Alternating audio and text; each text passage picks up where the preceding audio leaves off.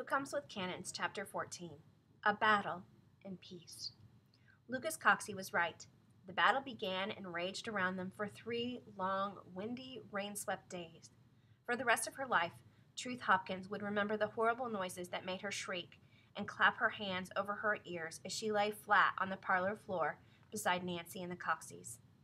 On the first day of the fighting, a whistling cannonball crashed through the house, and a second one shattered the stairs an hour later. They dared not raise their heads to look out the windows, though they could hear men screaming and shouting hoarsely as they attacked. Gunfire raked the house, but did not penetrate its heavy wooden sides. When attacks came, there was constant thudding of cannon fire. Gunpowder smoke floated through the broken windows, stifling, sickening them. Afraid to stand, they crawled into the kitchen for dry cornbread and pails of bad-tasting water that had been used for rinsing the laundry. Truth thought she would go mad with terror as she prayed over and over for the battle to end. Was God deaf? Beside her, Nancy prayed too. Lucy's mother sobbed for hours into her husband's arm. Lucy wept too. Only the baby seemed undisturbed, nursing, fussing, and falling asleep. For Truth, the worst of all was the bugling, not the drums or the thunder of cannons or the thud of hooves. She learned from Todd and Robert that bugles meant an attack on foot. Bugles meant that men on foot, led by drummers, marched in rows toward other advancing men. When they met, they shot one another at point-blank range. After the bugles, there always came the howls and shrieks of pain as the soldiers then clashed hand-to-hand with rifle butts and bayonets.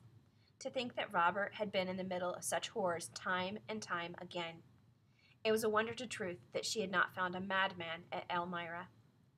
Thinking of him made the girl crawl over to retch in the corner hole Lucas Coxey had dug into the floorboards with his knife to serve as a privy. By the end of the second day, her stomach ached from vomiting. She hurt all over from the cold and dampness, the hardness of the bare floors, and the sleeplessness. Would they die, all of them, if the house caught fire? Robert had said that forests could burn in battles, so why not houses? At long last, the clamor of battle ceased. Deep voices were heard on what was left of the Coxey porch. One said, "Wonder if there's anybody inside. Anybody alive, I mean." It was a northern voice, not a southern one. Lucas Coxey shouted, "Yes, we're in here. We're all alive. Who are thee? Can we come out now? We're a detail from the Union Army, Johnny Reb, and we've come to pick up our dead."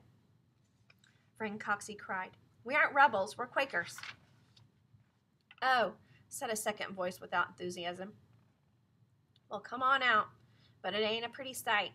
There's dead all around. We won't shoot you. General Sherman has moved on, chasing down Rebs, only he knows where. We're left behind to clean up the dirty work." Truth crept to the nearest window and looked out into an ocean of mud, where bluecoats walked about from man to fallen man. Once identified, the dead men were hauled by their arms or legs to wagons and tossed inside. Gray-coated soldiers hunted too, bending, turning over bodies, and dragging them to wagons. The girl shuddered and closed her eyes. How horrible war was. When she had arrived at the Coxeys, there had been grass, a white fence, and shade trees. Now there was nothing but mud and stumps. A small Union corporal opened the door and came into the house. He took off his hat and scratched his head, his red hair shining in the sunshine. "Hey, look at all the folks on the floor, and a baby, too. Well, we won't be here too long, and then you can set things to right." Truth said, "Could I go home now?" The man stopped, stiffening. "You don't talk like a Reb, are ya?" "No, I was born in Indiana. I live near Goldsboro now. I don't live here in Bentonville." He nodded. "If I was a little gal alone like you, I wouldn't head out anywhere. Stay here a spell." Lucy's mother told her weakly, "He's right, Truth. Stay." The soldier pointed at Nancy. "Is she a slave?" "No." Nancy Andrews stood up. "I'm free, and I've been free for 15 years. I get paid for what I do." "Glad to hear it," the Yankee said, and left, shutting the door. 5 days went by. Truth and Nancy were now able to use the stove, cooking what they could find. Lucas Coxey boarded up parts of the house. The soldiers didn't come near them again, although one night some skinned rabbits appeared on the back porch, a gift from some unknown soldier. On the 6th day, a heavy-set black man drove up in a mule-drawn wagon.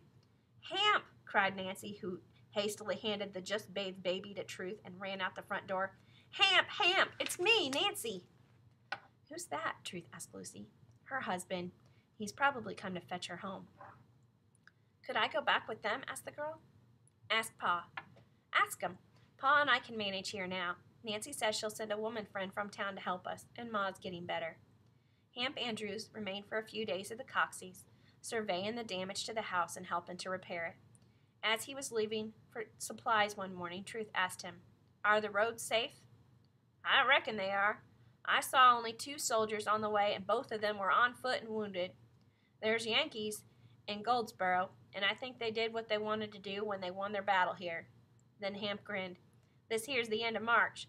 Folks say the war's just about all over and done with, and there'll be peace pretty soon. Come on, Quaker girl. Climb up inside my wagon and find you a place to sit. I'll take you home right now."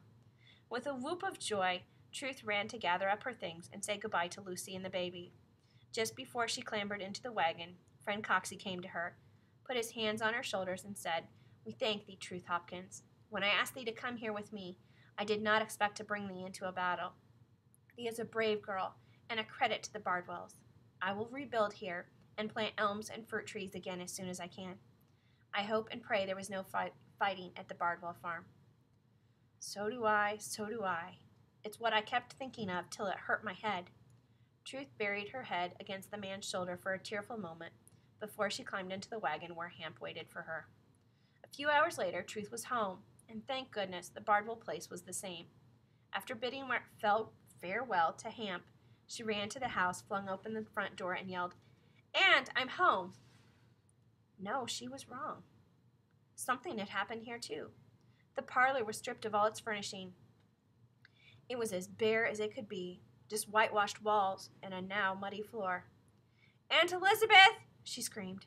"Truth!" came a shout behind her, and her aunt came around from the back of the house. She cried, "Thank goodness you're here. We heard there was fighting near Bentonville."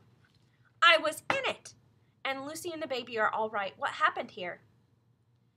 "Yankees came. They took whatever they had a fancy to and ate all they could find.